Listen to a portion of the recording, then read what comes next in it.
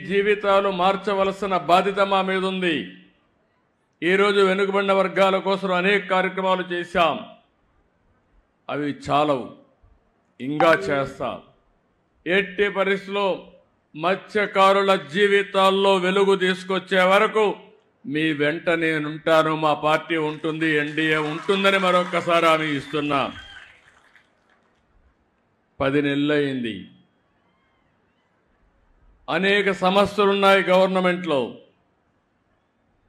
నేను 4వసారి ముఖ్యమంత్రి. ఎప్పుడూ లేని ఇబ్బందులు చూస్తున్నా.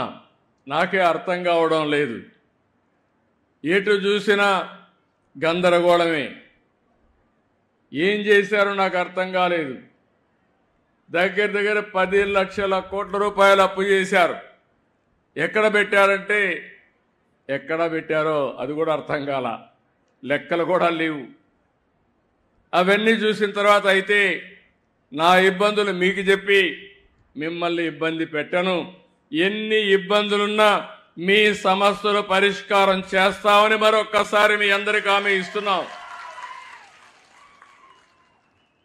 93% గెలిపించారు మా ఈశ్వరరావు గారు, ఎన్డీఏ అభ్యర్థి. మిత్రపక్షంలో ఇవాళ చూస్తే ఆలోచించిన తర్వాత ఈశ్వరరావు గారు రిపోర్ట్ తెప్పిస్తే నేను కూడా తెప్పించుకున్నాను. మళ్ళీ సీటు గెలవాలి కాబట్టి మీలో ఒకటిగా ఉన్నాడు, మంచి పేరుందంటే ఇస్తే 30,000 ఓట్లతో గెలిపించారు మీరందరూ. ఇది ఎప్పటికీ మర్చిపోలేం. పక్కనే అప్పలనాయుడు గారు ఉన్నారు. మొన్నటి వరకు కార్యకర్తగా తిరిగాడు ఇదే నియోజకవర్గంలో. నేను ఆలోచించాను, నమ్మకస్తుడు, మంచి వ్యక్తి, ఎందుకు ఎంపీగా పెట్టకూడదని ఒక కార్యకర్తను ఎంపీ చేసిన పార్టీ ఎన్డీఏ. ఇవన్నీ కూడా సాధ్యమైనప్పుడు మీ జీవితాల్లో మార్పు తేలేమా అని నేను అడుగుతున్నా. ఇప్పుడే ఎమోషనల్గా మా రామ్మోహన్ నాయుడు మాట్లాడాడు. శ్రీకాకుళం నేరుగా మీరు హైదరాబాద్ పోతే కూకట్పల్లిలో శ్రీకాకుళం కాలనీ ఉంటుంది. ఢిల్లీకి పోతే శ్రీకాకుళం కాలనీ ఉంటుంది. ఎక్కడ పోయినా శ్రీకాకుళం కాలనీ ఉంటుంది. ఆర్మీలో ఎక్కువ ఎవరు దేశాన్ని కాపాడడానికి పనిచేస్తారంటే దానికి చిరునామా కూడా మళ్ళీ శ్రీకాకుళమే. అలాంటి త్యాగాలు చేశారు. వేరే రాష్ట్రాలకు పోయి ఆ ప్రాంతాల అభివృద్ధి కోసం మీరు పనిచేస్తున్నారు. అందుకే ఇక్కడ చూశాను, మా నాయకులు కూడా రోషం రావాలని చెప్పాను. 26 జిల్లాలుంటే 26 జిల్లాల్లో తక్కువ తలసరి ఆదాయం, దీన్ని ఇంగ్లీష్లో పర్ క్యాపిటా ఇన్కమ్ అని మాట్లాడతాం. తలసరి ఆదాయం అంటే ఆ ఇంట్లో ఎంతమంది ఉంటే అంతమందికి కలిసి అంతే ఆదాయం వస్తుంది. అంటే అంత తక్కువ ఆదాయం రావడానికి ఇక్కడ ఎలాంటి కొరతలు ఉన్నాయి? తెలివితేటలకు కొరత లేదు. నాయకత్వానికి ఏమాత్రం కూడా తక్కువ కాదు. వనరులైతే వంశధార ఉంది, నాగావళి ఉంది, నిరంతరం నీళ్లు వస్తాయి, సముద్ర తీరం ఉంది. నేషనల్ హైవే ఎక్కువ ఉండే జిల్లా శ్రీకాకుళం జిల్లా. ఇంకో పక్కన గనులున్నాయి, బంగారు బండే భూమి కూడా ఉంది. ఇవన్నీ ఉన్నప్పటికీ కూడా ఇంకా వెనుకబడి ఉన్నారు. నేను అందుకని ఒక సవాలుగా తీసుకున్నా, అవసరమైతే మళ్ళీ వస్తా, ఈ జిల్లాను బాగు చేసే వరకు నేను మీకు అండగా ఉంటానని ఈరోజు మీకు మాట ఇస్తున్నా. అనేక సంక్షేమ కార్యక్రమాలకు నాంది పలికాం. కానీ సమాజంలో వెనుకబడిన వర్గాల్లో అట్టడుగు నుండే కొన్ని వర్గాలున్నాయి. అందులో మత్స్యకారులు ఒకటి. మీరెప్పుడు సముద్రాన్నే నమ్ముకున్నారు.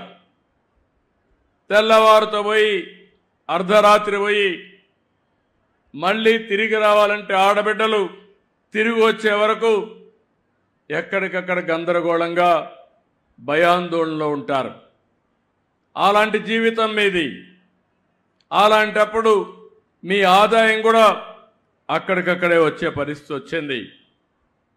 అదే సమయంలో ఈరోజు మీరు చూస్తే వేట విరామం 2 నెలలు 61 రోజులు మనం ఇస్తాం. దానికి కారణం సముద్రంలో చేపల అభివృద్ధి కావాలి. పిల్లలు వేసే సమయం అది. ఆ సమయంలో డిస్టర్బ్ అయితే చేపే ఉండదు. కాబట్టి విరామం ఇవ్వాలనే ఉద్దేశంతో విరామాన్ని ఇచ్చే పరిస్థితికి వచ్చాం. అదే సమయంలో ఒకప్పుడు మీరు విరామం ఇస్తే, ఎందుకంటే మీరందరూ కూడా ఇప్పుడు కూడా సముద్రానికి పోతేనే మీ కడుపు నిండుతుంది. ఒకరోజు పోకపోతే ఆ రోజు పస్తే. అందుకే నేను ఆలోచించిన తర్వాత 14వ సంవత్సరం 15వ సంవత్సరంలోనే వేట విరామం సమయంలో ఆర్థిక సహాయం ఇవ్వాలని నిర్ణయించిన పార్టీ తెలుగుదేశం పార్టీ అని చెప్పి నేను మీకు తెలియజేస్తున్నా. ఆ తర్వాత ఒక 10,000 ఇచ్చారు. 10,000 ఇచ్చారు కానీ చాలా ఉపన్యాసాలు చెప్పారు. ఫిష్ ఆంధ్ర అన్నారు.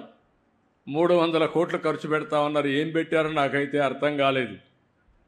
ఏ మత్స్యకారుడి జీవితమైనా బాగుపడిందా అని మిమ్మల్ని అడుగుతున్నా. మీకు లాభం జరిగిందా అని మిమ్మల్ని అడుగుతున్నా. ఈరోజు నాకు కష్టాలున్నాయని నేను చెప్పచ్చు కానీ నేను చెప్పను.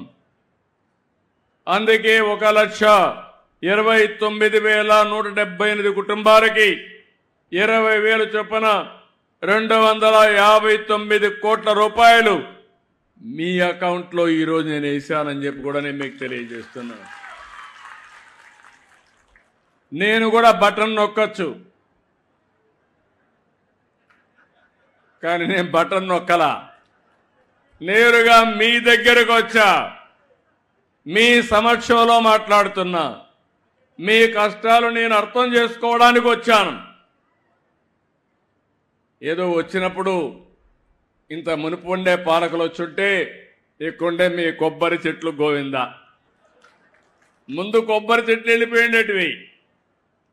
అంటే ఒక నాయకుడు వస్తే ప్రజాహితం కోసం వచ్చినప్పుడు చెట్లు నరికేయడం, లేకుంటే ఎక్కడికక్కడ పరదాలు కట్టేయడం, అనేక సమస్యలు. ఇంకైతే కొంతమంది ఇళ్లలో నుంచి బయట రానియకుండా నెత్తిన చేపెట్టడం, ఇలాంటివన్నీ కూడా నేను ఒక నెగతాళు చేయడం లేదు. కానీ నేను చెప్పేది ఏంటంటే ఎప్పుడు కూడా ప్రభుత్వం అనేది ఒక బాధ్యతగా ఉండాలి. ప్రజల ఆదాయాన్ని పెంచాలి. మీ జీవన ప్రమాణాలు మెరుగుపరచాలి. నేను విశాఖపట్నం భోగాపురం ఎయిర్పోర్ట్ ఇచ్చాను. నేనుంటే 1 సంవత్సరంలో పూర్తయ్యేది. వీళ్ళు వచ్చారు, మొత్తం మార్చారు. ఏమైనా వచ్చిందంటే రాలేదు. మళ్ళీ నేనే వచ్చి దాన్ని పూర్తి చేసే పరిస్థితి ఇప్పుడు వచ్చింది. రాబోయే రోజుల్లో ఈరోజు ఇంకొక విషయం కూడా గుర్తుపెట్టుకోవాలి. ఒకప్పుడు రామ్మోహన్ నాయుడు గారి తండ్రి ఎర్రమనాయుడు గారు కేంద్ర మంత్రిగా ఉండి శ్రీకాకుళానికి ఉద్దానానికి నీళ్లు తీసుకొచ్చారు. ఈరోజు మళ్ళీ రామ్మోహన్ నాయుడు గారి ఆధ్వర్యంలో భోగాపురం ఎయిర్పోర్ట్ పూర్తి కాబోతుంది. అది శుభ పరిణామం ఈ జిల్లాలకి. ఈరోజు కేంద్రంలో 2 మంత్రులు ఉంటే, ఒక కేబినెట్ మినిస్టర్ ఉంటే, ఆ కేబినెట్ మినిస్టర్ని నేను రామ్మోహన్ నాయుడుకి ఇచ్చానంటే, ఈరోజు నేను ఇచ్చిన తర్వాత నిన్న ఢిల్లీకి పోతే కూడా మీ రామ్మోహన్ నాయుడు అండి బ్రహ్మాండంగా పనిచేస్తున్నాడు, చాలా బాగా పనిచేస్తున్నాడు అభినందించే పరిస్థితికి వచ్చారు. ఒక యువకుడు ఉత్సాహవంతుడు. నేను అందుకే అడిగా, రామ్మోహన్ నువ్వు చదువుకున్నావు, పర్డ్యూ యూనివర్సిటీగా చదివావు, శ్రీకాకుళం అభివృద్ధి కాకపోతే నీ డిగ్రీ వాపసు ఇవ్వాల్సి వస్తుందని ఇప్పుడే చెప్పా.